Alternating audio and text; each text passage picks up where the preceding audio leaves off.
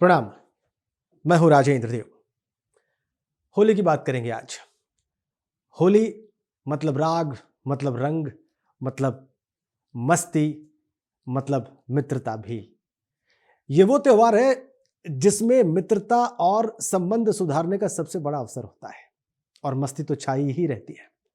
शायर जलील मानिकपुरी लिखते हैं कि बहार आई दिन होली के आए, बहार आई के दिन होली के आए, गुलों में रंग खेला जा रहा है।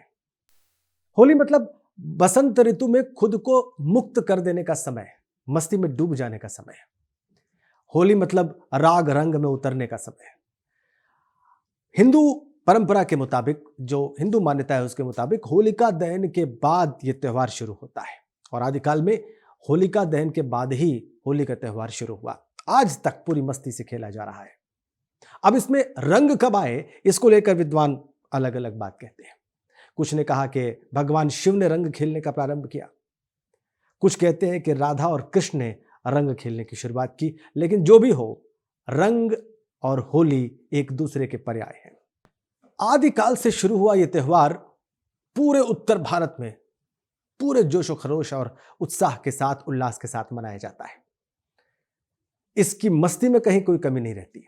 आप देख सकते हैं होलियारे कैसे एक दूसरे पर रंग डालते हैं, आनंद में डूबते हैं, बल्कि उन लोगों को भी अपनी ओर खींच लेते हैं जिनको होली मनाने में कोई खास दिलचस्पी नहीं होती। ये वो त्योहार है, ये वो पर्व है, ये वो मौका है जिसमें दुश्मनी भी दोस्ती में बदल सकती है और संभल में भी ऐसा ही होना चाहिए।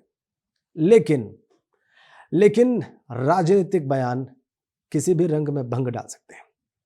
संभल के सीईओ अनुज चौधरी ने एक बयान दिया, उस पर विवाद छिड़ गया। सीईओ साहब ने कहा कि जिसको रंग से परहेज हो वो होली के दिन नमाज पढ़ने ना निकले। अब बात यह है कि इस बार होली और रमजान का जुमा एक ही दिन है। इसी बात को लेकर सीईओ अनुज चौधरी का यह बयान था। विपक्ष को यह नागवार गुजरा। विपक्ष को लगा कि किसी सरकारी अधिकारी को इस किस्म का बयान नहीं देना चाहिए, लेकिन मुख्यमंत्री योगी इस बयान से बिल्कुल सहमत थे। उन्होंने कहा कि बयान बिल्कुल ठीक है, चूंकि बयान देने वाला एक पहलवान रहा है, एक ओलंपियन रहा है, इसलिए उसके बोलने का लहजा ही ऐसा है। देखिए, होली तो कभी इस देश में रुकी नहीं। सल्तनत काल में जब हिंदू जजिया दे रहे थे तब भी होली मनाई जा रही थी।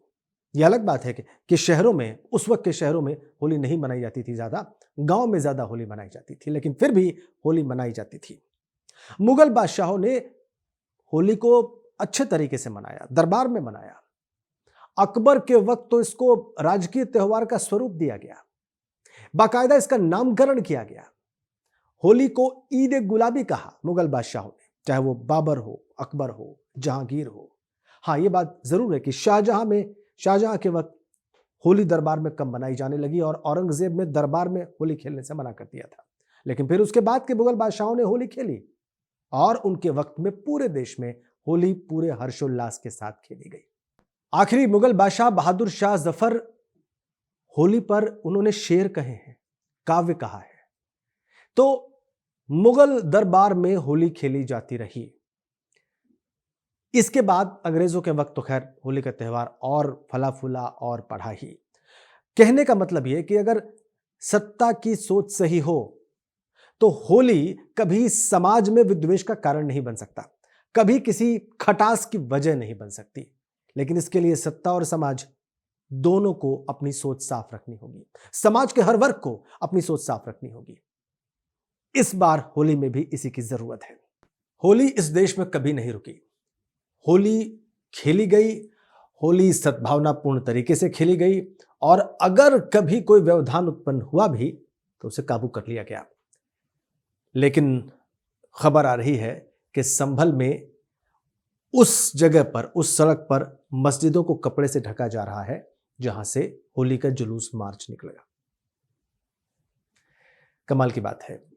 अब हम ज्यादा मॉडर्न हैं, ज्यादा आधुनिक हैं, सर्वधर्म समभाव की ज्यादा बातें होती हैं, उसके बाद भी मस्जिदों को ढकना पड़ रहा है। इसी बात पर शायर अजहर इकबाल ने बिल्कुल ठीक कहा है, चले भी आओ भुलाकर सभी गिले शिकवे, होली के दिन विशाल का रंग बरसना चाहिए।